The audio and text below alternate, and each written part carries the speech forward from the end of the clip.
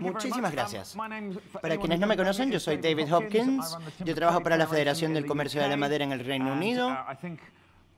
Y soy uno de los únicos representantes aquí presentes del sector privado.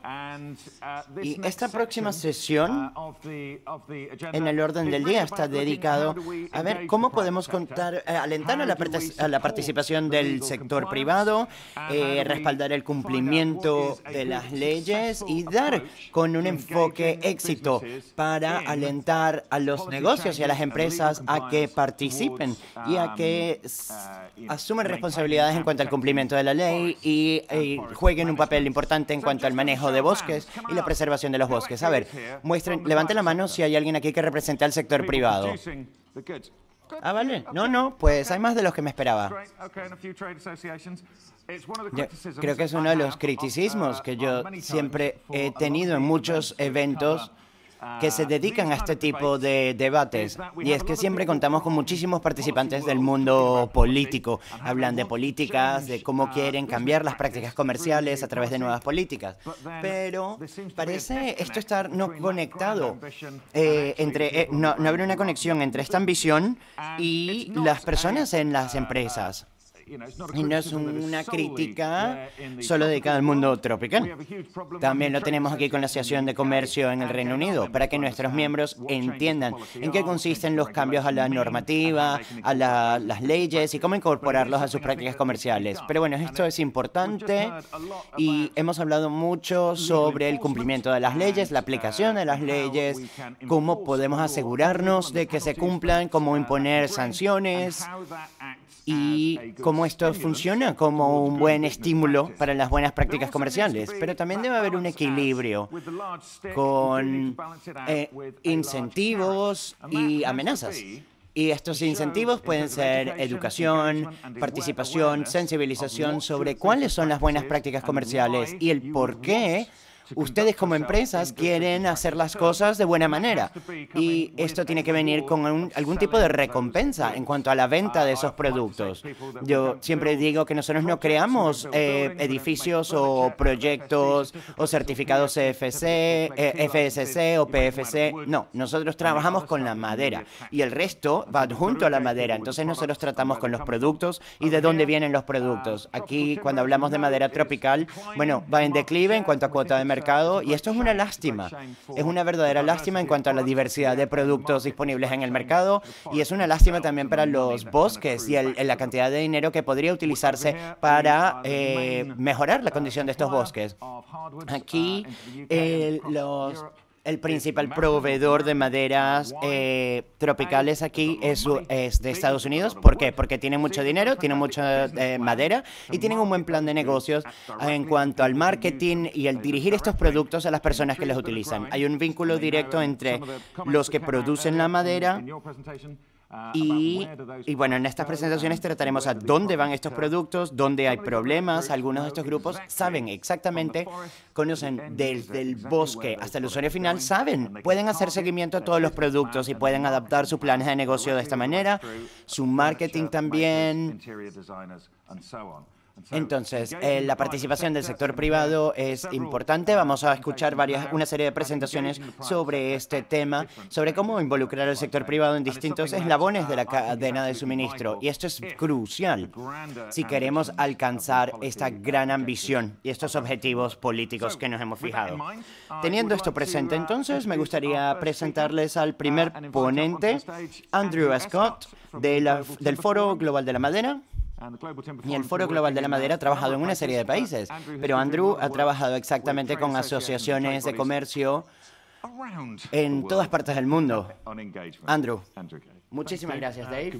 Buenos días a todos. Sé que muchas de las personas aquí presentes también han dedicado muchos años al trabajo con la industria forestal y de productos madereros, pero creo que todavía, como David menciona, creo que hay una gran cantidad de iniciativas que se concentran en que ven el compromiso del sector privado como simplemente algo que no es sumamente importante, pero en la envergadura del negocio afecta la forma en que participan o se les involucra.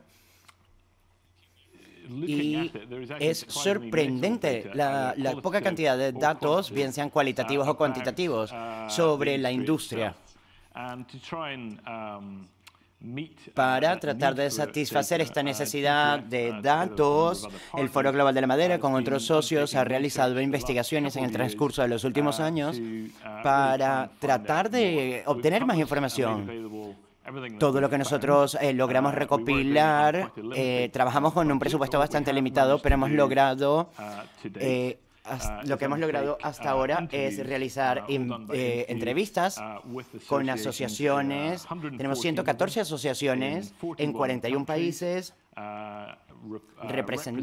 que representan alrededor de 52.000 empresas y con un estimado de que emplean alrededor de 3.700.000 trabajadores y consideramos que representan casi la cuarta parte del personal a nivel mundial que trabaja en el sector forestal. Aquí no tenemos que entrar en detalle con todas las cifras, pero algunas de las cosas que surgieron como resultado de las entrevistas que realizamos en Asia-Pacífico, África, el continente americano, y esto hecho de manera separada.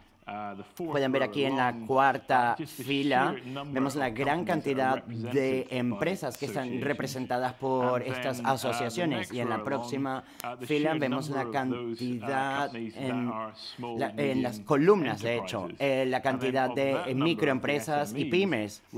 Y con estas pymes vemos en promedio alrededor de más de 35% son microempresas. Y vemos que esto representa, estas son empresas que tienen menos de 10 trabajadores. Predominantemente son las pymes y una porción significativa de estas pues son microempresas. Y le preguntamos a estas empresas sobre los desafíos a los que se enfrentan y aquí vemos los principales que surgieron en todos los mercados, independientemente que sean Norteamérica o mercados más tropicales. El principal desafío era el acceso a madera legal. En algunos países tropicales, las microempresas o empresas pequeñas, esto es un punto crítico, mientras que para otras es un desafío al que se enfrentan a diario. El acceso a financiamiento o financiación asequible. Este es un sector que atraiga una gran cantidad de inversiones, sobre todo para las empresas pequeñas. Y los riesgos son bastante altos, los márgenes bastante pequeños. Y después pasamos a cosas que nos esperamos, como la experiencia o conocimientos técnicos, de marketing. Y para aquellos encargados de la exportación, también la reputación del sector en algunos mercados representa un desafío importante. Si consideramos aquí el primer punto, el acceso a la materia prima, y los otros puntos ya tienen que ver con el respaldo empresarial. Dado que muchas de estas empresas son parte de asociaciones y tienen una relación de confianza con estas, pues aquí las asociaciones juegan un papel muy importante al momento de representar a las empresas. Y les preguntamos a las asociaciones cuáles eran los desafíos a los que ellas se enfrentaban. Y en primer lugar, eran la falta de claridad en los cambios a las leyes forestales que afectan a sus miembros. Y la segunda prioridad eran las relaciones gubernamentales, las relaciones con el gobierno. Sobre todo para las empresas pequeñas, la suposición de que el sector privado está bien conectado no siempre se aplica. Y las asociaciones mismas sienten que, no están siendo capaces de recolectar las cuotas de afiliación de sus miembros y esto da lugar a recursos limitados y restringe la cantidad de servicios que pueden ofrecer a sus miembros. También estos datos están aquí disponibles y se pueden utilizar para cualquier cosa que pueda funcionar. Y nosotros trabajamos con el Instituto de Recursos Mundiales para ver cómo podemos crear mejores asociaciones. Y en el transcurso de los últimos 8 meses desarrollamos un programa de capacitación para las asociaciones centrado no solo en ver cómo estas asociaciones lidian con la legalidad o sostenibilidad, sino en cómo hacer que las asociaciones sean sostenibles, cómo podemos evaluar sus procesos de gestión internos, su habilidad para rendir cuentas a sus miembros y las estructuras con las que deben contar. Y después pasamos a al segundo tema, que era la capacitación o asuntos externos, cómo lidian con una gran variedad de partes interesadas con quienes lidian para asegurar una mejor representación y los servicios que ofrecen a los miembros. Nosotros, el Foro de la Madera tiene más de 100 organizaciones y lo que queremos es contar con una red que proporcione aprendizaje continuo entre las organizaciones. Esto puede ser un trabajo muy enriquecedor y permite un aprendizaje entre pares. Yo creo que aquí no debo entrar en detalle, que ustedes lo saben, sobre la contribución constante que significa la participación activa de las pymes y microempresas, bien sea en cuanto de agregar valor a los bosques o en respaldar los compromisos con obligaciones internacionales. Pero para centrarnos en el punto central de este panel es cómo respaldamos a estos negocios, y aquí lo hemos dividido en corto plazo, medio plazo y largo plazo. Y para nosotros ahora, nosotros nos estamos centrando en ver si podemos tener asociaciones eficaces que colaboren con los gobiernos y capaciten a sus miembros en cuestiones sobre gobernanza, legalidad y sostenibilidad. A medio plazo, pues hacer frente a la burocracia en las cadenas de suministro de productos forestales, porque las empresas de mayor envergadura siempre van a poder defenderse mejor y contar con sistemas que les permitan adaptarse, y yo creo que las empresas más pequeñas pues simplemente desaparecen debido a otros problemas. Entonces, bueno, esto aquí podríamos ver aumentar la capacidad de procesamiento de las pymes y con el tiempo pues ver cuáles son las cantidades aceptables de recursos forestales, estructura, logística, la promoción del valor de los productos madereros y las alternativas en nuevos mercados, bien sea plástico o concreto. Esa es mi presentación. Muchísimas gracias.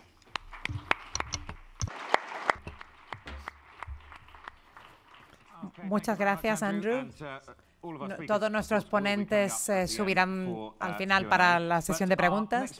Ahora quiero presentar e invitar a Ruth Noguerón. Bueno, lo he conseguido al final. Es la directora del Instituto de Recursos Mundiales. Sí, soy la que lidero el trabajo con el sector privado. Muchas gracias a Melissa porque esté aquí. Voy a hablar de nuestra experiencia trabajando con el sector privado, sobre todo en la generación de capacidad para cumplir con los requisitos de legalidad. El Instituto de Recursos Mundiales lleva trabajando en este trabajo, generando información para el sector privado, pero más recientemente desarrollando cursos de capacitación para el sector privado. Empezamos en 2016 y nos asociamos con una organización del sector y en Estados Unidos, y la idea era desarrollar un curso de capacitación para sus miembros para el ejercicio de diligencia debida. Desde entonces, la capacitación sigue. Las empresas miembros nos envían a sus empleados para los cursos, recomiendan la capacitación a sus proveedores.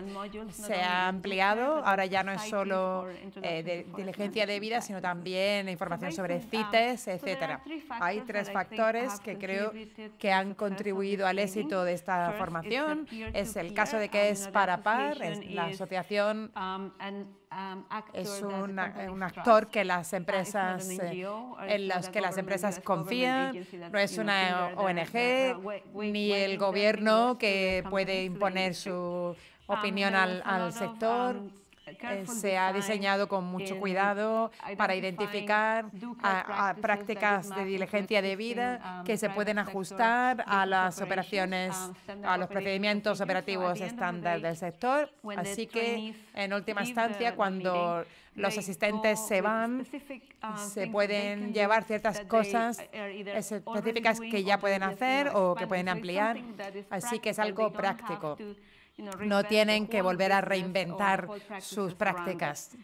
También el otro aspecto o factor que contribuye al éxito es el hecho de que hay muchos ejercicios prácticos. Los participantes, por ejemplo, el grupo de trabajo, estudiarán una declaración que tiene datos erróneos, así pueden estudiar cuál es la información inmediatamente que se ha introducido incorrectamente.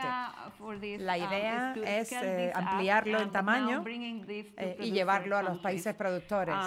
Nos asociamos con el Foro Mundial de la Madera, con Andrew, y esto va mano a mano con los programas de capacitación que ha explicado, también con FAO FLECT y con organizaciones nacionales. Nuestra financiación procede de USAID y de FLAG-FAO y también de la Asociación Internacional de Maderas Tropicales.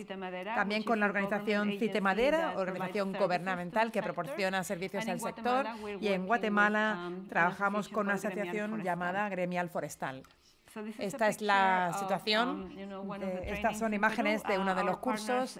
Nuestros socios hicieron 2 pruebas antes de lanzar el programa de capacitación, y estas son fotos del primer intento.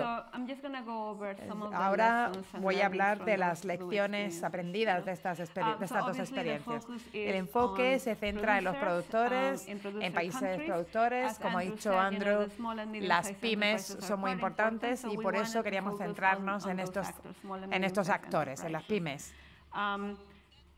Esto significa que teníamos que cambiar los materiales, son públicos muy distintos, y cuando hablamos de productores hay una gran variedad de actores, de empresas que hacen gestión forestal, del sector de procesamiento, etcétera. Así que teníamos que desarrollar, a la hora de desarrollar el contenido, teníamos que encontrar ejercicios que fueran relevantes y que pudieran influir en los diferentes públicos. Así que esto fue bastante complicado.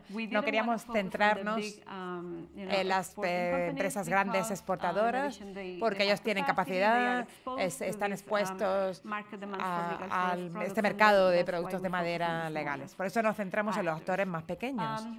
En el caso de Estados Unidos, nuestro primer socio era una asociación gremial, así que pasamos mucho tiempo buscando un equivalente en Perú y en Guatemala, así que aquí nos enfrentamos a ciertos retos. En el caso de Perú, no parece que, aunque estamos asociados con una organización gubernamental que proporciona capacitación al sector, ¿cuáles fueron algunos de los retos que encontramos? No encontramos asociaciones suficientemente fuertes. Algunas de estas asociaciones no están configuradas para recibir financiación y manejarlo. Y obviamente también hay asociaciones fuertes con capacidad, pero en algunos casos algunos de los miembros habían estado bajo investigación y se les sospechaba que habían participado en actividades ilegales. Así que esto también ha sido complicado para nosotros, sobre todo para nuestros donantes. Y también hubo otros casos en los que había buenas asociaciones, los miembros tenían buena situación, pero estas asociaciones estaban centradas en acceder a los mercados. Así que la formación que querían era investigación de mercado, flujos de madera, etcétera. Así que tuvimos que encontrar un espacio común de interés para ellos y para nosotros para ofrecer esta capacitación que nos interesara. Ha sido un ejercicio muy interesante. Nos hemos encontrado con una situación en la que queríamos implementar este piloto sobre implementación de capacidad con nuestros socios, pero también estamos generando la capacidad para nuestros socios.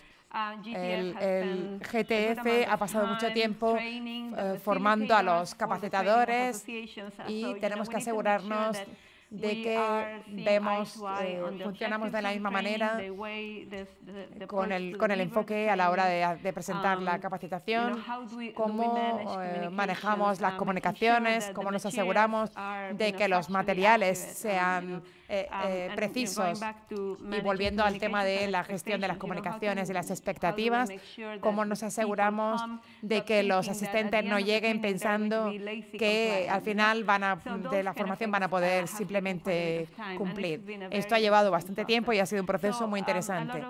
En última instancia, ha habido inversión en crear la capacidad de los países con nuestros socios locales. La capacitación en Perú ha sido la más avanzada. Nuestros socios hicieron dos pruebas. Primero una en Lima y otra más pequeña con dos empresas pequeñas para comprobar que los materiales eran relevantes, identificar específicamente cuáles eran los actores, los ejemplos que se iban a utilizar. Así que si pienso en la evolución de los cursos desde el primer ejercicio en Lima al último que hicimos hace un par de semanas en una de las regiones, puedo decir que ha habido muchos cambios. Inicialmente queríamos hacer 5 módulos para ejercicios de una semana de duración. Esto fue complicado, así que ahora el curso se limita a 3 días y medio. Es muy dinámico. En lugar de estar sentados ahí y presentando durante 5 o 6 horas, hay muchos ejercicios prácticos. Como ven, muchas actividades de grupo con materiales reales, con documentación real. Nuestros socios ahora son muy proactivos.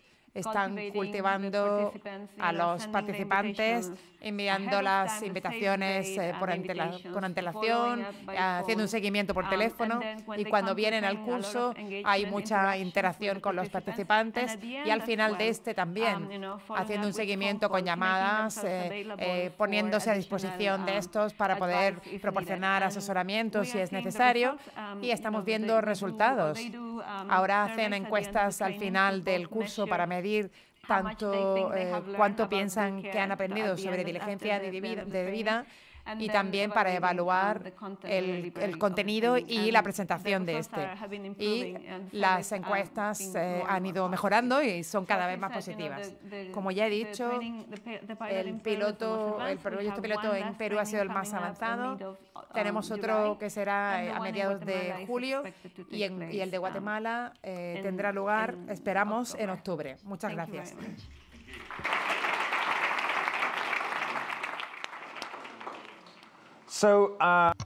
Vale, muchísimas gracias, Ruth.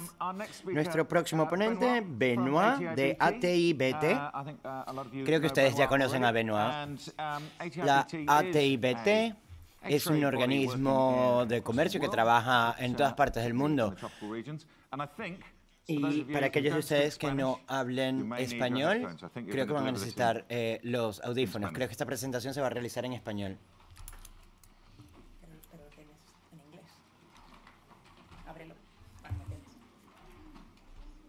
Ready? Are we ready?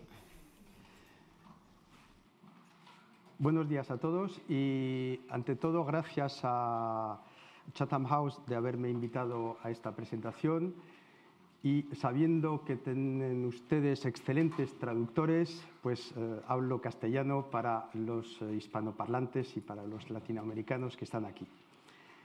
Aprovecho para dar las gracias a la gente que hace la traducción simultánea, que es de realmente excelente calidad. La cuenca del Congo son hoy 200 millones de hectáreas aproximadamente, pero que constituyen, como saben ustedes, la segunda cuenca de bosques tropicales en el mundo, pero se considera un 50% de la biodiversidad que tenemos hoy. En estos 200 millones de hectáreas, 45 millones están en explotación, 9 millones están en explotación certificada FSC, OLB o otros esquemas de certificación, y un poquito más de 5 millones de hectáreas son certificados hoy FSC. Algunos también benefician de una doble certificación gracias al PFC, que en la cuenca del Congo se declina como PAFC. Entonces, hoy vamos a tratar de considerar cómo estas empresas operan, o por lo menos las que forman parte del grupo de la ATIBT, cómo operan. Sabemos que hay una gran diferencia en cuanto a los operadores económicos forestales en la cuenca del Congo, pero vamos a centrarnos en los que hacen las cosas bien o muy bien, que consideramos tienen que ser un poco un ejemplo a seguir para el futuro.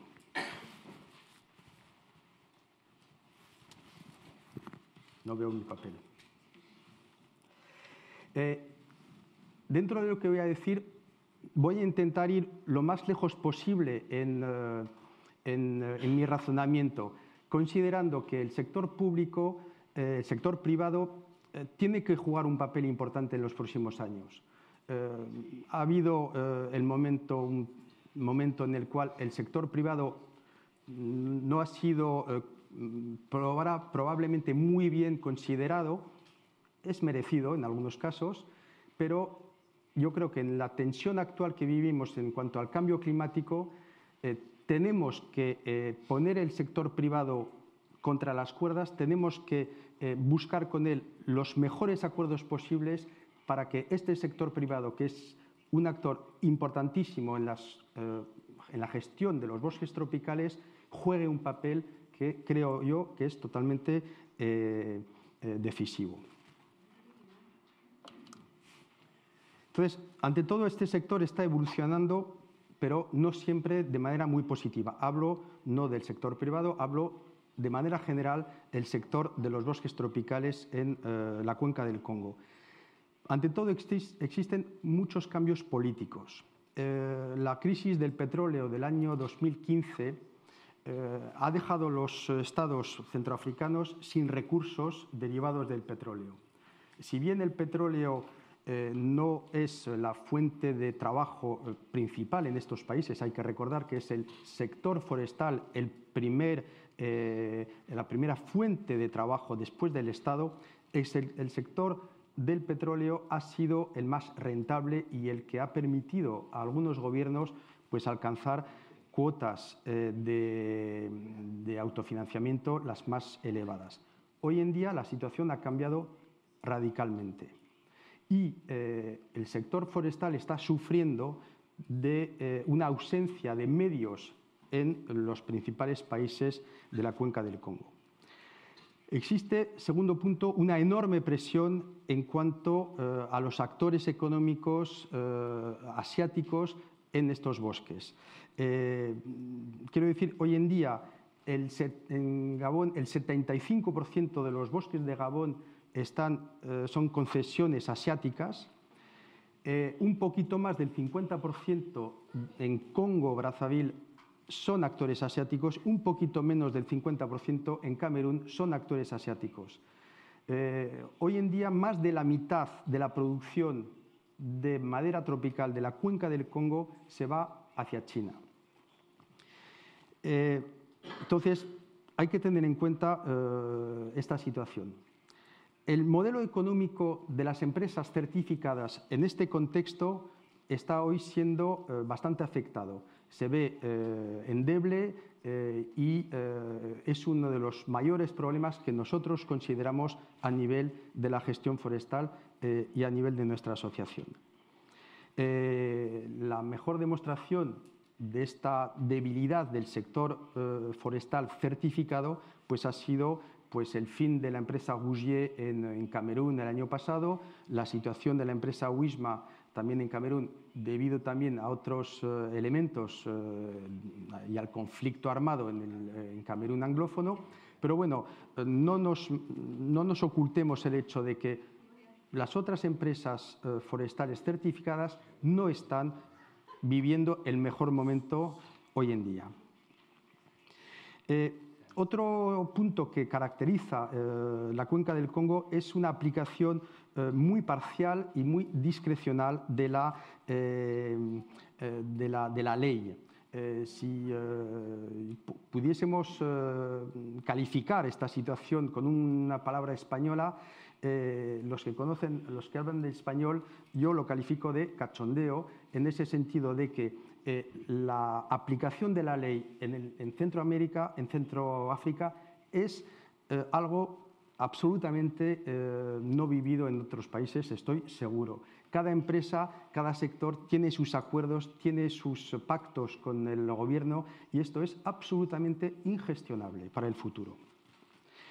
Otro problema que tenemos es que el sector es poco prioritario para las autoridades y para acabar con nuestros problemas, al mismo tiempo que la imagen de la madera tropical en los países consumidores, en Europa, en Estados Unidos, en América, es mala. Además, los actores asiáticos, chinos, en la cuenca del Congo efectúan una competencia absolutamente desleal frente al modelo económico que representa la empresa certificada o simplemente la empresa que está respetando la ley.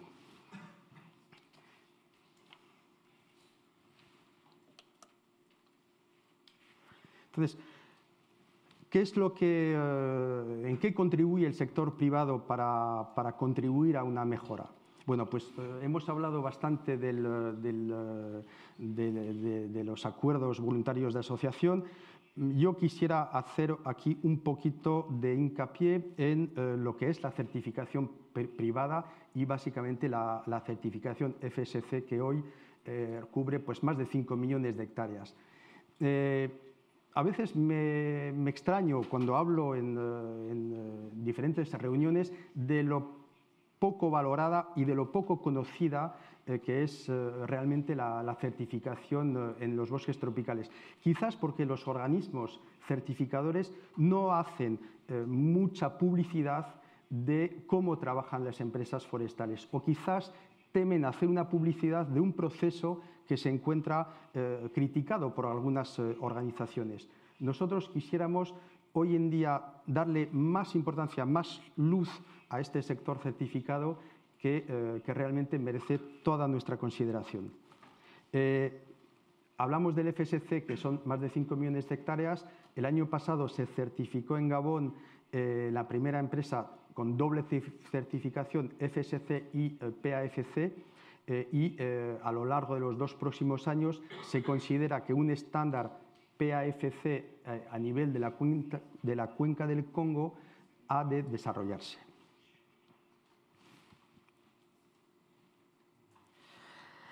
Bueno, entonces, sí, en este contexto creo que la situación de las empresas asiáticas, mejor dicho, las empresas chinas, merecen que le dediquemos unos minutos. Lo he dicho antes, son más del 50% de las maderas tropicales producidas en el centro de África que van para China. Esto es ligado pues, a un interés cultural muy antiguo de los chinos por la madera tropical que la necesitan pues, para una serie de cosas.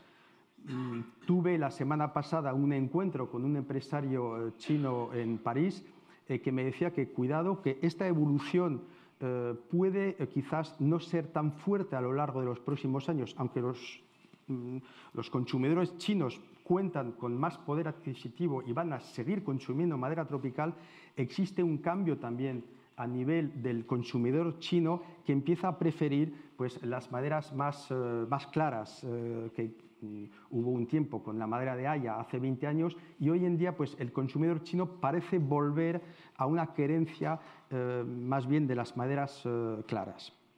Pero bueno, hoy en día el consumo chino son 20 millones de metros cúbicos de madera al año, de los cuales más o menos unos 5 millones vendrían de África Central. Las empresas chinas que operan en África Central son muy competentes, son muy eficaces y son muy inventivas. Son bastante más rápidas que todas las otras empresas tradicionales del sector y son mucho más pragmáticas en la comercialización de calidades de madera.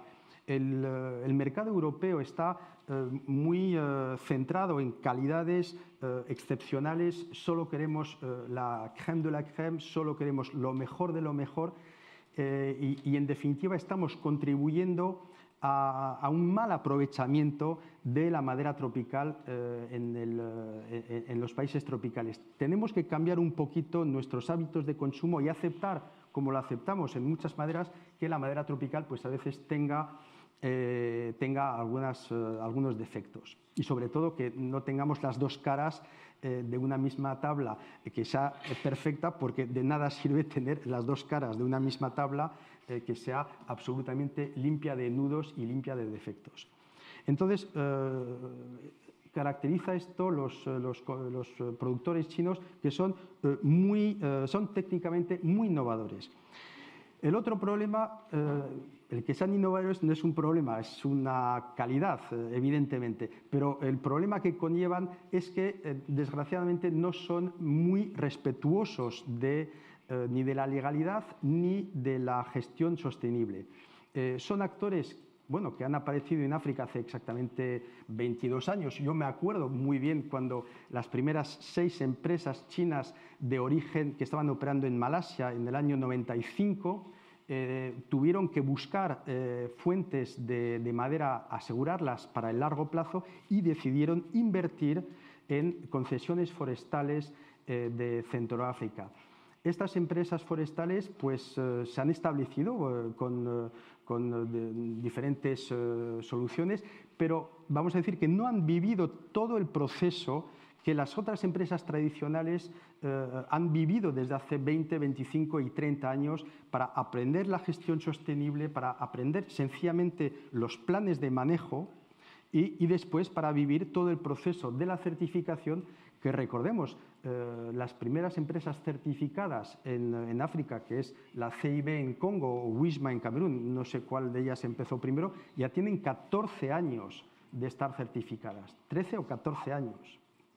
Entonces, los chinos han entrado a África, han tenido que vivir todo un proceso de aprendizaje de cómo trabajar con los países africanos, cómo trabajar con los trabajadores africanos y el problema de la legalidad y el problema de la gestión sostenible lo han dejado a un lado porque, lo primero, no era su preocupación primera, pero además no sé si tenían un gran arraigo cultural con estos procesos. Estos actores chinos están frecuentemente apoyados por el gobierno chino. No lo sabemos muy bien cómo ni con qué métodos el gobierno chino aporta su apoyo. Las embajadas chinas en África no son fáciles de contactar, no son fáciles de comunicar.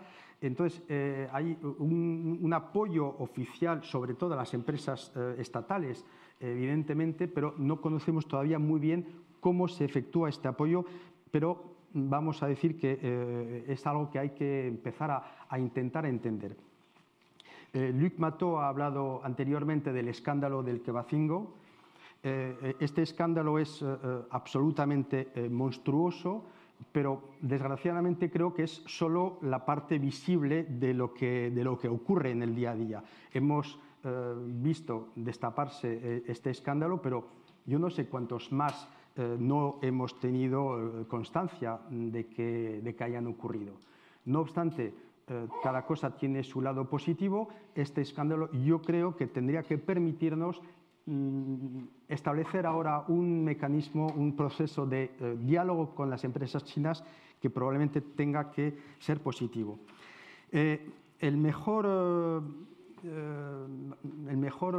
síntoma de que algo está pasando también en China es hace año y medio la creación de la Global Green Supply Chain, una iniciativa de 12 empresas chinas de alto nivel, deseosas de cambiar la imagen de las empresas chinas en el mercado internacional. Y al mismo tiempo que esta iniciativa se ponía en pie, la ATIBT imaginaba organizar un encuentro en China y en ese momento no sabíamos con quién hablar, no sabíamos si íbamos a tener que buscar asociaciones particulares o empresas independientes, y hemos tenido la suerte de coincidir en la organización de nuestro evento con la creación de la Global Green Supply Chain. Entonces, estamos ahora en un proceso de entender lo que está ocurriendo en China, pero cuidado, no seamos muy optimistas, porque muchas veces, hablando con las organizaciones chinas, ellos mismos no entienden lo que ocurre en su país.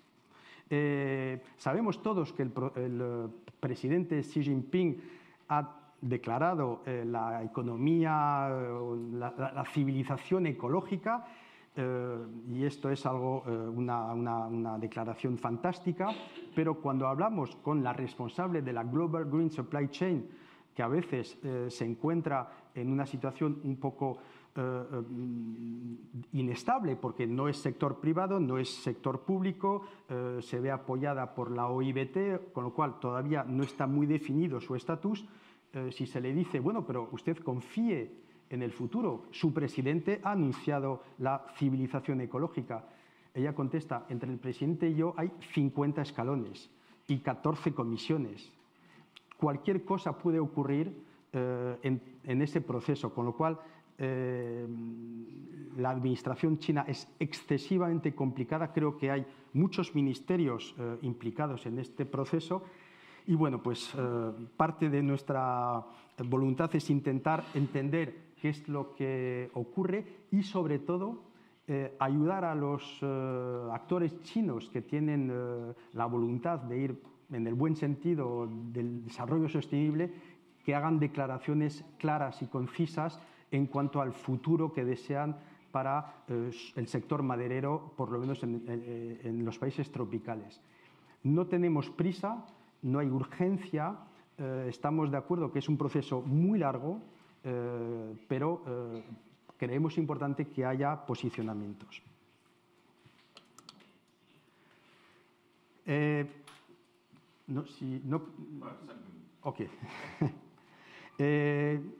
Saliendo un poco de la relación con los actores chinos, que es para nosotros fundamental, de manera más general, para el futuro de nuestra actividad, lo que tenemos que hacer es dar valor al bosque tropical.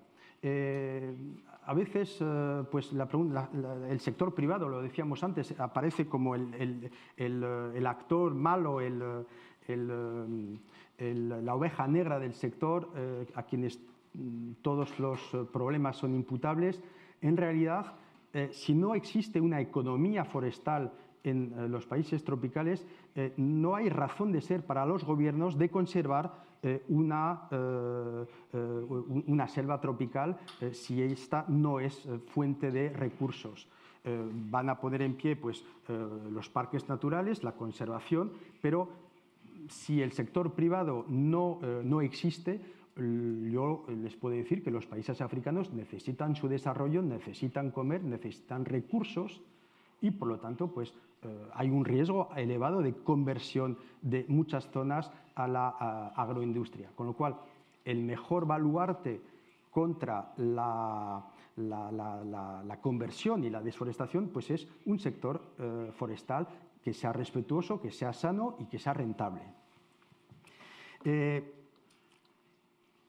Yo sé que ha habido críticas y ha habido muchas, e incluso recientemente, críticas hacia la certificación y hacia los esquemas de certificación.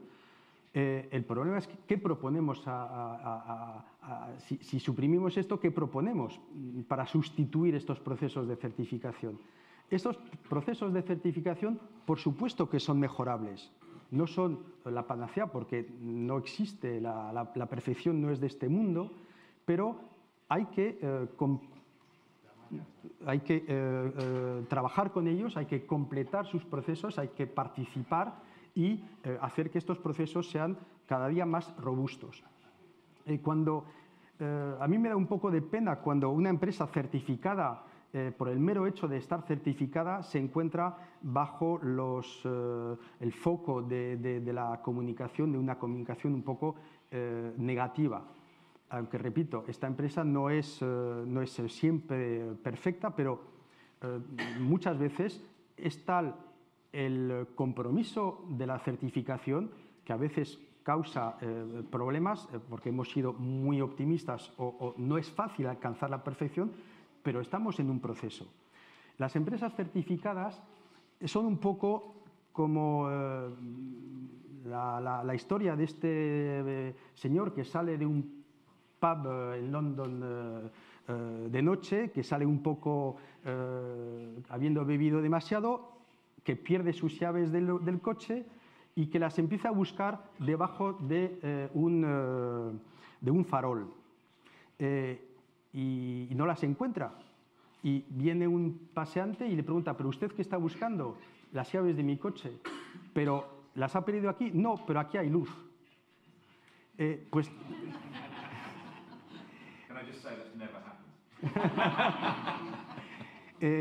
y la historia de las empresas forestales certificadas a veces es esta. Toda la luz cae sobre ellos y evidentemente están bajo la mirada de las organizaciones de las ONGs, de la conservación, de la sociedad civil. A veces, bueno, pues no digo que lo hacen todo bien, pero a veces se les está buscando muchos defectos que no tienen. Bueno, paso. A ver, ¿dónde estaba? Sí. Entonces, estaba yo que hay que mejorar el proceso de la certificación, hay que diversificar en la medida de lo posible los procesos de certificación. Es mejor tener dos instrumentos de mercado que uno. El único FSC absolutamente respetable, es bueno completarlo con el PAFC. En Canadá, las 17 mayores empresas forestales de Canadá, de las 17 mayores empresas forestales, 16 tienen una doble certificación. Yo creo que por algo será. Hay una cosa sí que igual es aquí donde voy a estar un poco al límite de la demostración. Las empresas forestales certificadas en petit comité, que no salga de aquí, yo voy a decir que actúan como ONGs. Hacen muchos trabajos de las ONGs. Hacen en el plan social, hacen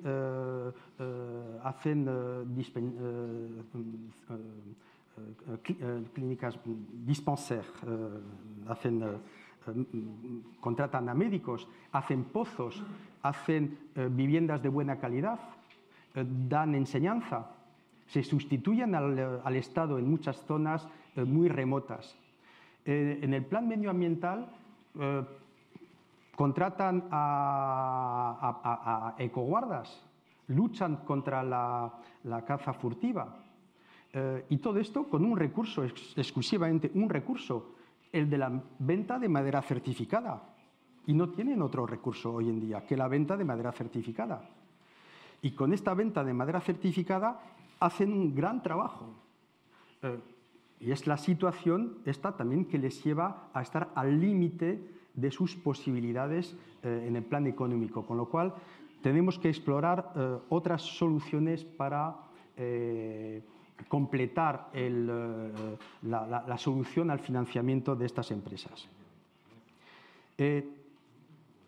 Ahora, de manera más general, para ya acabar, hay que actuar en África Central, nosotros del sector privado, hay que actuar a nivel del territorio. Tenemos que trabajar con los gobiernos, pero es un trabajo harto difícil, harto complicado, el obtener un buen reparto del suelo entre la conservación, entre la explotación maderera, entre la agroindustria. La población africana va a subir, va a crecer. Los africanos van a duplicar su población de aquí al año 2050. Van a necesitar comer, van a necesitar exportar, van a necesitar exportar caucho, aceite de palma, cacao. Entonces, un país como Gabón, es el 86% de Gabón, es selva densa, húmeda. A ver, no nos engañemos, Gabón no va a poder conservar sus 86% de selva densa. Pero hay que evitar el mosaico, hay que evitar que de repente pues, el desarrollo se haga de manera indiscriminada, con lo cual se necesitan buenos planes de desarrollo a nivel general. Hay que trabajar a nivel de la propiedad del suelo. No va a haber plantaciones forestales en África Central si no hay vale, acabo. Si no hay una seguridad en cuanto a la inversión. Entonces, hay que trabajar el tema de la inversión, hay que trabajar el tema de la fiscalidad, hay que trabajar el tema también de la logística, que es absolutamente horrorosa, no solo en Indonesia por las 6.000 islas que tiene Indonesia, pero por los caminos y los puertos muy complicados que tiene África Central. Bueno, tenía unas cuantas cosas que decir más, pero me voy a parar aquí. Gracias.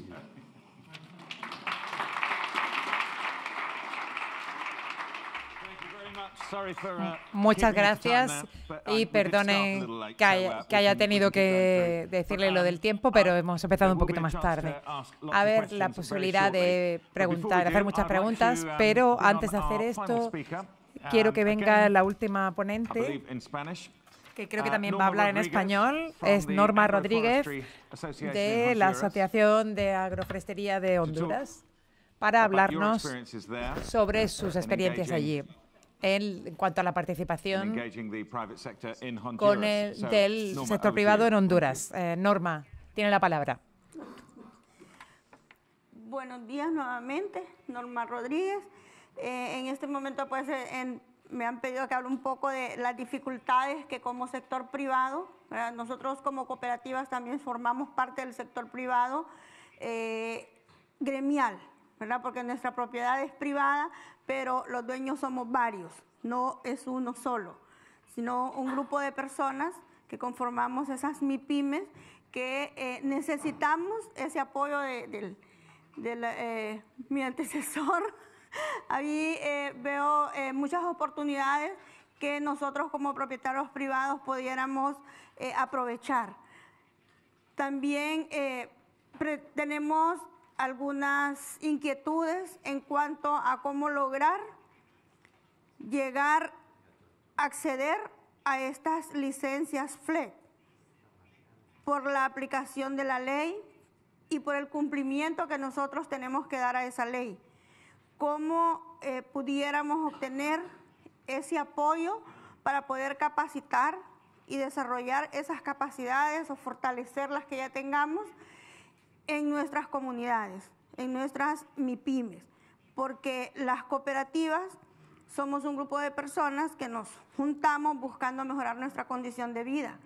Pero para poder mejorar nuestra condición de vida necesitamos generar y fortalecer las condiciones tanto de producción como en el conocimiento del cumplimiento de las leyes en el país. A veces hay tantos requerimientos que la información no llega a nuestras comunidades. Ahorita, por ejemplo, tenemos el cumplimiento de los pagos o aportes al Estado a través del pago de impuestos con la SAR, que en nuestras comunidades, nuestra gente no tiene el conocimiento suficiente cuál es el trámite que hay que hacer, que hay que cumplir para poder hacer ese pago.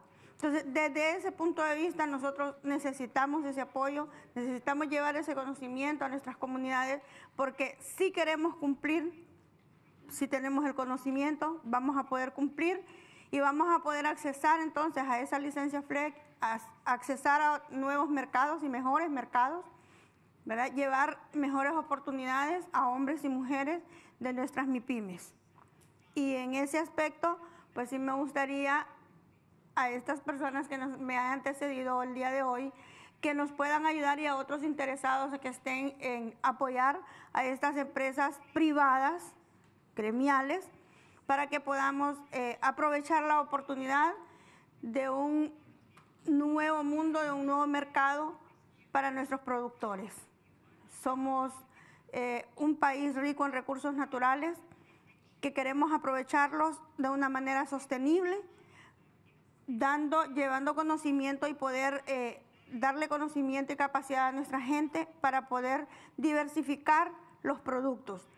Tenemos mujeres ebanistas que producen muebles, cualquier tipo de muebles, ¿verdad? Pero necesitamos capacidades, mejorar las capacidades para un acabado, para un mejor acabado, para dar cumplimiento a un mercado pues más exclusivo, ¿verdad? Y que pueda valorar esa mano de obra que nuestras mujeres y hombres hacen en la transformación de la madera.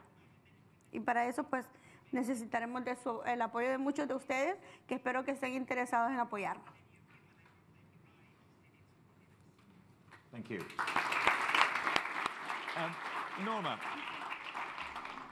Norma, por favor, me gustaría invitar a todos los ponentes de nuevo. Por favor, Norma, siéntese aquí también. Vuelvan aquí. Yo me voy a quitar de medio para que haya sillas suficientes. Hemos tenido una variedad de experiencias, una gran gama de experiencias mundiales del sector privado y de la involucración de el cambio de prácticas comerciales. Voy a empezar con un par de preguntas para Andrew, para Ruth y Benoit. Y se basa en los comentarios que ha hecho Norma ahora mismo, diciendo que había una dificultad en cuanto a la aplicación de la ley en algunos países, en el sentido de que hay tanta información sobre los cambios de política que es muy difícil llegar a muchas áreas rurales. Si empezamos con Andrew, ¿qué importancia tiene la función de una asociación gremial en estos países en lo que respecta a conseguir que se confíe en ellos y llegue la información? Lo que estamos viendo es que la gama de asociaciones o de la muestra, digamos, de representantes con la que hablamos son muy amplios y tienen un alcance amplio de miembros de muy diferente naturaleza. Hay un nivel de confianza, así que esto es un punto interesante con el que empezar. Por otra parte, la capacidad de las asociaciones parece que varía en gran cantidad. Está la suya, que es muy profesional, y otras tienen más dificultades. El concepto de asistencia comercial de confianza es muy interesante, pero tiene que haber más asistencia para llegar a un nivel en el que pueda ser útil. Ruth, ¿diría usted lo mismo? Sí, solo por complementar, para grupos como el nuestro es muy difícil llegar a las personas o a las empresas individuales. Trabajar a través de las asociaciones es la mejor manera de llegar a las empresas concretas. Y también para ampliar esto, ha hablado Ruth, usted sobre esto en su presentación, sobre los vínculos con la Asociación Internacional de Productos de Madera de Estados Unidos. ¿Cómo ha ayudado esto en el diálogo con los importadores? Entiendo que es un mercado esencial para los países de su región. Sí, pero sí, funciona muy bien en Estados Unidos, donde proporcionan la formación que necesitan sus miembros. Queremos replicar este ejercicio y por eso trabajamos con socios en el país. Preferimos trabajar con personas que confían en sus países en lugar de una asociación extranjera, y por supuesto hay limitaciones con el idioma y demás. Ahora voy a abrir el turno de preguntas y voy a oír 3 cada vez. Vamos a empezar por aquí con John, que llegará el micrófono. Soy John Hotley, trabajo para el FSC y mi pregunta es sobre la certificación. Son preguntas para los primeros 3 ponentes, aunque no mencionaron el coste y la complejidad de la certificación. Uno de los desafíos, de los primeros 7 desafíos, mi pregunta es si el coste desempeña un papel en su papel.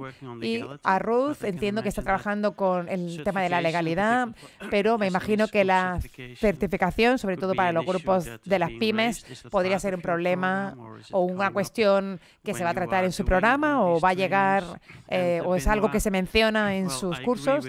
Y a Benoit le digo que estoy de acuerdo con la mayoría de las cosas que ha dicho con respecto a la certificación, pero no he entendido por qué fomenta la doble certificación. ha mencionado la cuenca del Congo y ha dicho que ve un aumento importante de la certificación, pero solamente va en una dirección. Es la certificación FSC, las que están obteniendo la certificación doble. No entiendo exactamente cuáles son las ventajas. Vemos mejor más las desventajas, porque en nuestra opinión están estimuladas por el efecto que tiene la FSC en los requisitos de bosques de teca, etcétera. Y esto parece que se ve como una carga adicional para las empresas y están buscando una manera de quitarse. Así que creo que esto van a tener el impacto de que van a poner presión sobre la FSC. No entiendo por qué. ¿Cómo lo ve? ¿Por qué lo ve como una ventaja? Aquí hay otra pregunta de este señor que está aquí en el centro. Gracias. Mario Martínez, ministro director del Instituto de Conservación Forestal, Áreas Protegidas y Vida Silvestre de Honduras. Primero un comentario y luego una pregunta. Con base en las presentaciones, dos primeras, considero de que el contexto de la capacitación requiere de algún nivel de innovación, incluso de algún nivel de exigencia. He conocido en los últimos 2 años de algunos cursos de formación que son, entre comillas, un tanto flojos, es decir, con agendas poco exigentes y o con productos poco tangibles. Considero que el sector forestal tiene temas que requerirían justamente algunas capacitaciones con productos tangibles. Y en ese mismo sentido de generar capacidades, creo que es necesario también incluso apostarle al relevo generacional. En Centroamérica tengo casi 10 años de encontrarme con los mismos actores en eventos de formación sin encontrar gente joven que pudiera generar algún nivel de innovación y o cambios en el sector. Y luego una pregunta para Benito, luego que conversamos en el café y que lo puntualizó de manera tácita en su presentación, con relación a las tendencias de mercado por el sector asiático, entre paréntesis China con mayor precisión, me parece a mí que más allá de un cambio en la demanda, también necesitaremos preparar la oferta de manera tal de disponer de otras especies con valor potencial de mercado que también pudieran satisfacer algunas tendencias en los cambios por parte de la demanda. Muchas gracias. Le digo una cosa, esa pregunta ha sido tan buena que vamos a escuchar las dos primeras. Y les doy la palabra a ustedes. Primero vamos a responder a la certificación, qué papel desempeña y por qué estamos fomentando la doble certificación. Les puede ayudar a obtener sus objetivos de legalidad y la cuestión sobre la capacitación requiere mucha más innovación en los países. Empiece, por favor, con la pregunta de la certificación. Sí, ¿por qué la doble certificación? ¿Por qué una doble certificación? Why double certification? La certificación, yo así lo entiendo, es un instrumento de mercado. Si es un instrumento de mercado, hay mercados que están más sensibilizados, más informados, que tienen en la mente un esquema y otros mercados que tienen otro esquema en la mente. FSC y PFC no están desarrollados de la misma manera en todos los países del mundo, con lo cual hay países que están más acostumbrados a un esquema que a otro, con lo cual, siendo ante todo una herramienta de mercado, pues tiene sentido el completar estas dos herramientas de mercado. El tener una doble certificación no supone un doble coste. Muchos de los requisitos para una de las dos certificaciones pues, también permite acceder a la otra certificación. En el proceso de auditoría pues, también hay sinergias. La auditoría de un solo esquema no cuesta la mitad que la auditoría de los dos esquemas conjuntamente. Ahí hemos negociado, o las empresas han negociado acuerdos con los organismos de auditoría y también han obtenido, vamos a decir, buenos acuerdos económicos para llevar a cabo esta doble auditoría. Después, bueno, pues para qué no podemos tampoco ocultar el miedo retrospectivo que hubo con el tema de los paisajes forestales intactos. Fue un momento, yo llegué a la asociación habiéndose votado en la Asamblea de Vancouver la moción 65 sobre los paisajes forestales intactos, y me encontré con una asociación que estaba absolutamente desamparada y no sabía cómo afrontar este reto. Entonces, han tenido, vamos a decir, un problema, un miedo a enfrentarse a esta situación. Que con el paso de los años los paisajes forestales intactos puedan ser considerados también como una oportunidad para vender el trabajo de las empresas certificadas a otros organismos, seguramente que sí, pero necesitamos 3, 4, 5 años para echar a andar este proceso, y podrá ser voluntario también, ¿por qué no? De pronto, la moción 65 era aplicable ya a partir del año 2017-18, era ya 3 años después de Sevilla, era aplicable. Ha causado un buen trauma en las empresas certificadas FSC. Hoy en día, repito, y hay que ser constructivo, puede ser una oportunidad para el futuro. Puede ser porque hay empresas que pueden tener la voluntad de apoyar las empresas certificadas en el mantenimiento de estas zonas de conservación. Pero hay que trabajar muy fuerte y muy duro en ello.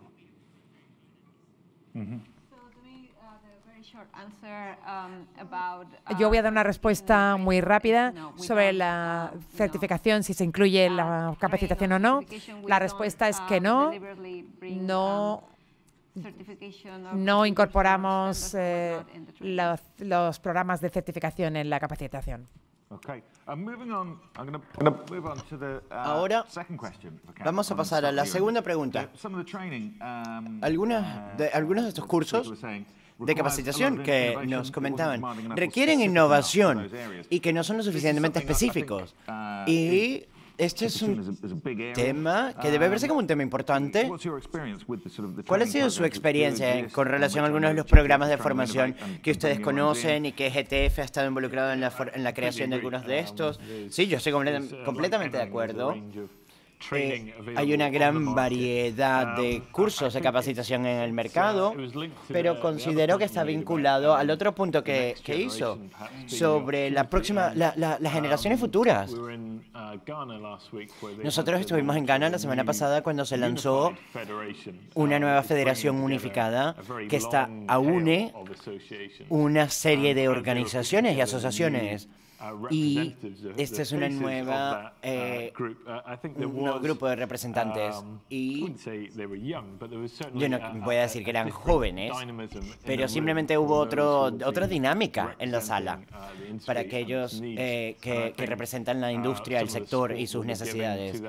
Y creo que se prestará apoyo a esta nueva federación a medida que se establecen y a fin de reflejar un poco la cambiante naturaleza del entorno.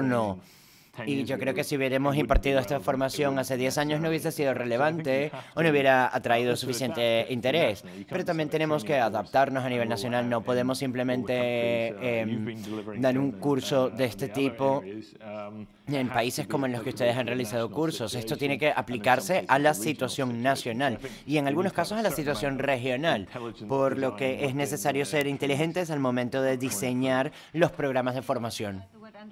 Sí, solo para añadir algo a lo que ha mencionado Andrew. En Perú, particularmente, nosotros hemos tenido bastante éxito en cuanto a la capacitación de jóvenes para que sean ellos quienes proporcionen estos cursos de capacitación. Bueno, ahora vamos a dar lugar a otra ronda de preguntas. Sí me gustaría preguntar a todos, pero principalmente a los primeros dos ponentes. Se habló sobre China y la influencia de China en los países tropicales, sobre todo en la cuenca del Congo. En cuanto a la participación del sector privado, hablamos sobre capacitación, específicamente en los países productores, y acá tenemos una situación un poco usual, en la que predominantemente tenemos empresas chinas que actúan en África. ¿Cómo podemos involucrarlas y trabajar con ellas? ¿Qué procesos les gustaría ver que se establezcan a futuro en cuanto a comunicación, formación y colaboración? A ver, comencemos con usted, Benoit. Lo primero es que estas empresas estén asociadas y que podamos hablar con ellas de manera grupal. En Gabón hay una asociación que es UFIAG, que es la asociación de los actores chinos. Su estructura no la conocemos exactamente, pero tienen un presidente, tienen una sede y se puede establecer con ellos un contacto. El UFIGA, que es la asociación tradicional de Gabón, que es miembro de ATIBT, ha tejido con UFIAG una intersindical y los diálogos empiezan a establecerse entre UFIAG, UFIGA y también UFIAG-ATIBT. El empresario chino que encontré la semana pasada en París era el presidente de UFIAG, con lo cual empiezan a querer hablar y muchas veces la frontera, la dificultad mayor es el lenguaje, sencillamente, pero empezamos a tener un diálogo con ellos, sobre todo a la luz de los últimos problemas en Gabón. Entonces, los vamos a implicar en están invitados a participar y a coorganizar el foro que organizamos en Shanghái en octubre de este año, y con lo cual creo que el diálogo se va a fortalecer y se va a completar en ese momento. Okay. Muy bien, entonces ahora voy a dar inicio a la próxima ronda de preguntas. Comenzaremos con el caballero acá, la señora allá atrás y el caballero. Yo soy Steve Ree de la Fundación Ford con sede en Indonesia. Yo solo quería complementar lo que ha dicho Benoit.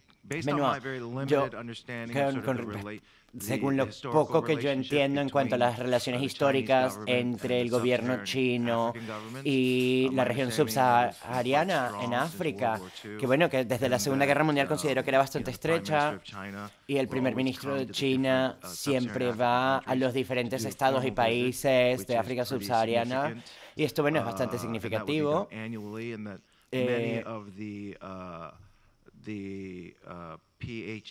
Y muchos de los PhDs en África subsahariana fueron financiados por el gobierno chino.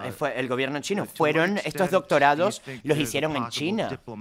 Entonces, ¿cuál considera usted que podría ser la conversión diplomática que es necesaria entre la Unión Europea y China, especialmente al hablar del mercado europeo? Porque a mí me parece que a través de las asociaciones solo vamos a llegar hasta cierto punto, pero necesitamos estas relaciones diplomáticas y unos acuerdos diplomáticos, algún tipo de colaboración para comenzar a ver frutos. Sí, la señora allá atrás. Antoinette Salah, consultora de alimentos y hambruna. Mi primera pregunta es para Nora y la segunda para Benoit. Las cooperativas solas. ¿Usted nos puede decir algo más sobre las cooperativas? ¿Pueden tener propiedad de la tierra? ¿Nos puede hablar sobre la tenencia de la tierra por parte de las cooperativas? ¿Pueden construir infraestructura de riego, por ejemplo? Y mi pregunta para Benoit es si los países africanos se pueden dar el lujo de no deforestar a medida que emergen los países y aumenta la población. Sí, la última pregunta estaba por acá, el caballero acá en el medio. A ver, usted. Mi nombre es Juan Francisco Santos, de la Asociación de Silvicultores de Honduras, y tengo una pregunta para Benito. He estado escuchando estos 2 días acerca de las licencias, de las regulaciones, de los tratados de gobernanza, principalmente en bosques naturales, y me gustaría saber si el sector privado europeo en algún momento tiene algunos programas de fomento a establecimiento de plantaciones nuevas, principalmente en áreas ya degradadas. Muchas gracias. Okay, I'm going to leave it with that. Actually, just one more, just up the front. Una pregunta más, aquí adelante. Hi, Ruth Madison. Hola, Independent. Ruth Madison, soy independiente. Question for the Tengo whole panel. una pregunta para todo el Benoit, panel, in your last pero Benoit, slide, particularmente en su última diapositiva, usted mencionó el potencial para el cacao y la agroforestería. Y mi pregunta entonces para el panel es, bueno, ¿cuáles son las oportunidades y los obstáculos o limitaciones en relación con la agrosilvicultura y las, básicamente las oportunidades en relación con el cumplimiento para la madera y también para el sector de los productos básicos? So just going back through, Muy bien, entonces, para recapitular un poco las preguntas, la importancia de las relaciones diplomáticas en cuanto a ser parte del cambio, a impulsar el cambio. Otra pregunta para Norma, particularmente sobre las cooperativas y la tenencia de la tierra.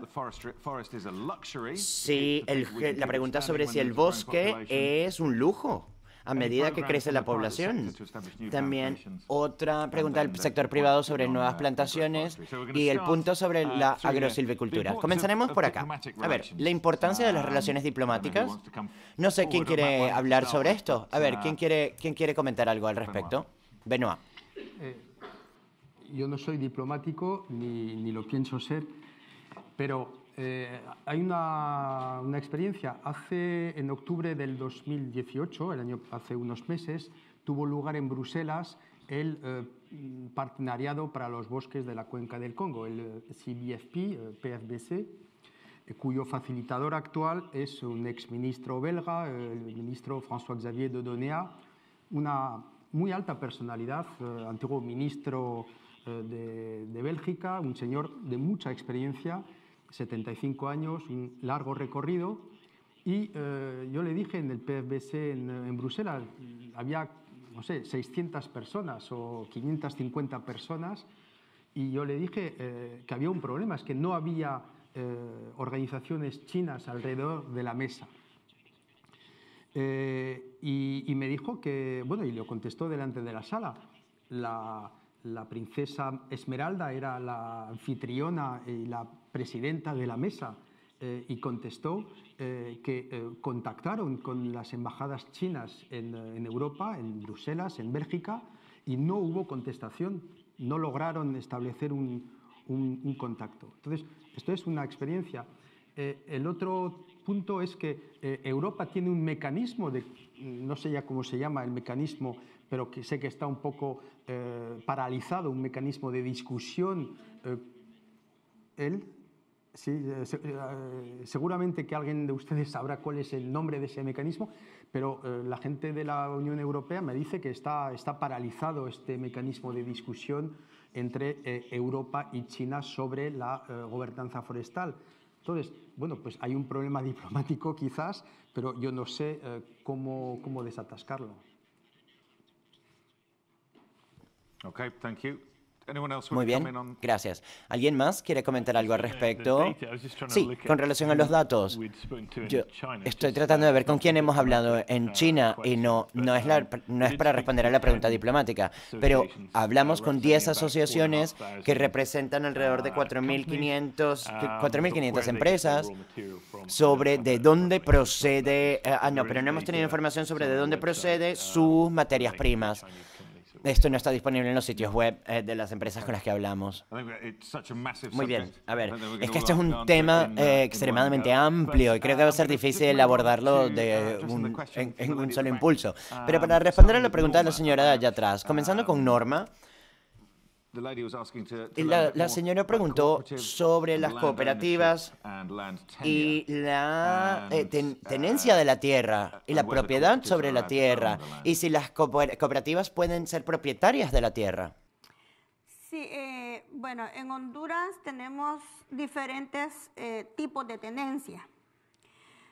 Tenemos la tenencia privada, que una persona tiene un título dado por el INAH, MIPE, y la tenencia público-nacional, que es la que está a cargo del ICF, ¿verdad? El Estado a través del ICF, y a través de la aplicación de la ley forestal, el ICF asigna estas áreas a las comunidades organizadas, ya sean cooperativas o otro tipo de organizaciones.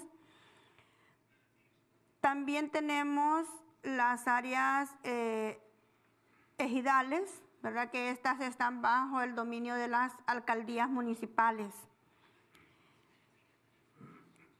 Y las cooperativas en estas áreas asignadas firmamos un contrato, ¿verdad?, de usufructo con el Estado, y el Estado nos da la potestad de poder hacer en estas áreas que se nos asignan cualquier tipo de actividad que genere sostenibilidad, que genere empleo, mejores condiciones de vida para la comunidad y mejores condiciones también para el ambiente y todos los recursos que están bajo nuestra responsabilidad. Es por eso que las cooperativas sentimos la necesidad de ser capacitadas, de tener ese acompañamiento para poder cumplir con esas obligaciones que a través de esta firma de convenios nosotros adquirimos. Poder tener la capacidad de hacer todo nuestro trabajo y cumplir con las obligaciones con transparencia, con responsabilidad, pero también generar esa oportunidad de mejorar la condición de vida de nuestra gente. Las cooperativas podemos hacer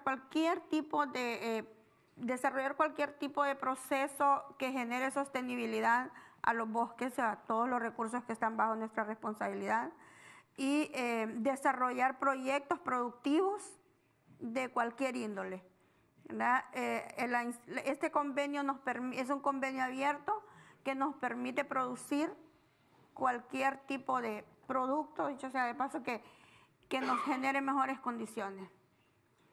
El Estado pues nos da a las comunidades ese derecho de poder usufructuar todos esos recursos que están a nuestro alrededor. Ya la ley forestal, ¿verdad? Y el ICF, a través de la estrategia de forestería comunitaria, es a través de esta estrategia que nos asigna esas áreas y nos da el derecho de usufructuarlas. Y es así pues como ICF, a través de la estrategia de forestería comunitaria, hace su trabajo de organizar las comunidades, asignar el área, pero también esto nos conlleva a nosotros obligaciones como elaborar un plan de manejo, un plan operativo, y esto, para hacer este tipo de documentos se necesitan mucha capacidad económica, que nos falta a las comunidades también. En algunos casos, ICF nos apoya con pues, gestión con organizaciones, en este momento, por ejemplo, Clifford y otras organizaciones, ¿verdad?, de FAO, que nos han apoyado en algunas comunidades a elaborar este tipo de documentos para poder desarrollar las actividades que nos ayuden a generar esos ingresos que necesitamos y hacerlo de una manera sostenible. Okay, thank you. Gracias. Soy consciente de la hora, así que voy a pasar. Yo creo que ya sé la palabra, ya sé cuál es la respuesta respecto a si los bosques son un lujo, pero lo voy a dejar para el final. Ya quiero, si hay algunos programas para establecer nuevas plantaciones. Hay planes por parte del sector privado de hacer reinversiones en sector forestal. Desde mi punto de vista de nuestra organización, puedo decir que no tengo ningunos datos al respecto. Las empresas con las que trabajamos están normalmente analizando las inversiones con menor riesgo para todas sus actividades comerciales y se están alejando de los bosques y llegando a los mercados de procesamiento y tratamiento, porque son un vehículo de menor riesgo de inversión. Pero quizá esto sea diferente en las distintas áreas del mercado. Así que, Benoit, por favor. De cara a la inversión forestal, el problema es la tenencia de la tierra. No hay seguridad de la inversión y mientras no haya seguridad de la inversión no va a ser posible atraer el inversionista privado para crear plantaciones forestales. La situación es curiosamente diferente entre África anglófona y África francófona. Hay una empresa inglesa, Miro, el grupo Miro, que invierte en Sierra Leone, invierte en Ghana, pero yo he hablado con ellos para que vengan a invertir también y a traer su experiencia en África Central. No es posible mientras no haya una seguridad en cuanto a la tenencia de la tierra. Es así de sencillo. Muchas posibilidades, técnicamente todo está escrito, pero no hay inversionista que hoy en día pueda venir en estas condiciones.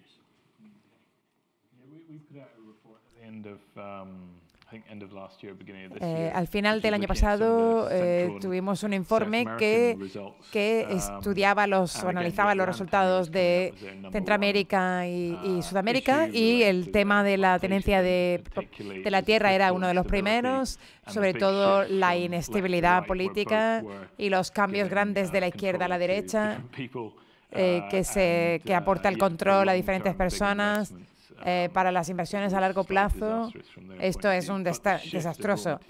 Pero el cambio de materias primas de plantaciones existentes está cambiado de forma drástica en los últimos 15 años. Es la seguridad de obtener esas plantaciones la que falta. De acuerdo. 5 minutos y voy a terminar con una pregunta que surgió en la presentación de Benoit, pero sé que muchos han estado hablando sobre esto en la pausa para el café. Tenemos dos procesos. Uno es la certificación, que como ya ha comentado Benoit, que está reduciéndose en función de los mercados que tienen influencia, sobre todo con los compradores chinos, a medida que estos adquieren más prevalencia. En África la certificación está ralentizándose, mientras que el proceso secundario, que es FLEGT, que analiza los cambios institucionales o jurídicos y el marco dentro del país. ¿Cree usted que hay un futuro para ambos? ¿Cree que pueden trabajar o funcionar de forma conjunta? ¿Qué esperanza tiene para ambos? Voy a empezar por ahí y después seguimos. Por supuesto, sí. Por supuesto, sí que hay una complementariedad. Siempre habrá actores que se conformen con la legalidad y actores que, por una razón o por otra, querrán ir más allá. De las 5 empresas hoy en día certificadas FSC en la cuenca del Congo, hay 5 razones, cada una tiene sus razones para haber ido a la certificación. Y la razón no es solo económica, Con lo cual, lo importante es que haya una comprensión de la certificación por parte del EUTR. La certificación tendría que ser más claramente no un pasaporte FLEGT, pero algo que facilite el EUTR, definitivamente. Pero yo creo que la certificación no está reñida con el FLEGT. En adicional, pues pensemos en Gabón, que tiene, y ahora con el nuevo ministro de Gabón, Gabón probablemente va a ver resurgir la certificación. Y de hecho, habría que hablar en positivo también de la certificación, pero me has cortado 2 diapositivas antes de mi presentación. Gabón,